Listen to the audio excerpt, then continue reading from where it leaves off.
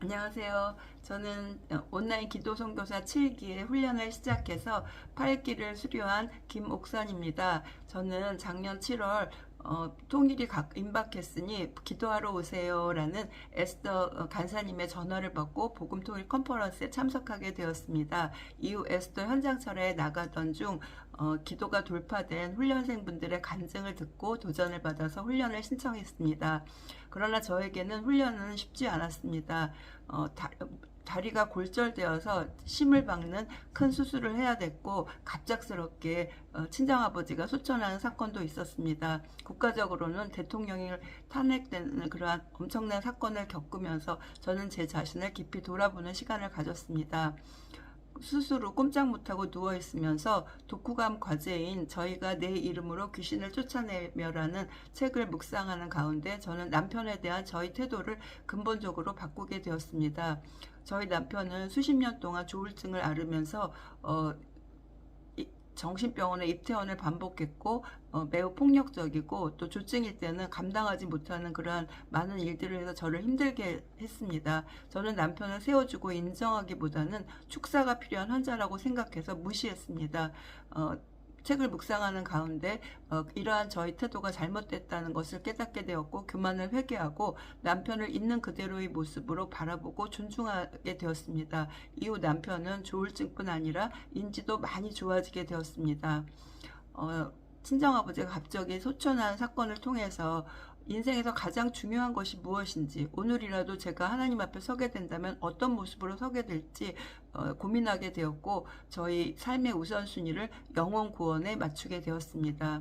그 이후 새로운 교회와 공동체와 연결되어서 계속 전도하는 가운데 하나님께서 사역의 지경을 넓혀주고 계십니다. 경건의 훈련을 매일 하면서 성경 읽기와 기도, 전도, 암송 등을 체크하는 그러한 시간을 통해서 자신의 경건을 끊임없이 체크하고 또 한 주간의 삶을 묵상하는 주간 보고서를 쓰는 그러한 것들을 통해서 시간을 낭비하지 않고 성령 충만하게 되었습니다. 기도의 제목이 있으면 소그룹으로 나누는데 기도의 돌파가 많이 일어났습니다. 그 중에 한 가지를 소개하면 저는 영국 복음통일 컨퍼런스에 대한 그러한 마음을 주셨는데 남편을 돌보는 문제 때문에 고민하고 있었습니다. 소그룹에서 기도의 제목을 나누자 남편이 혼자서도 잘할 것이라는 그 하나님의 음성을 들은 조언의 말에 힘을 얻어서 저는 영국 복음통일 컨퍼런스에 참석했고 큰 은혜를 받고 돌아왔고 그 이후 남편의 상태는 굉장히 좋아지고 있습니다.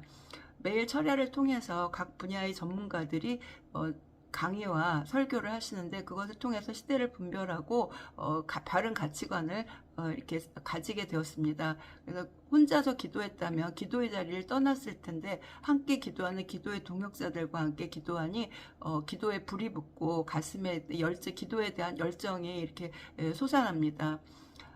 훈련의 마무리 시간에 그 즈음에 하나님께서 5시까지 하는 현장 철야에 대한 마음을 주셔서 계속해서 현장 철야를 하고 있습니다.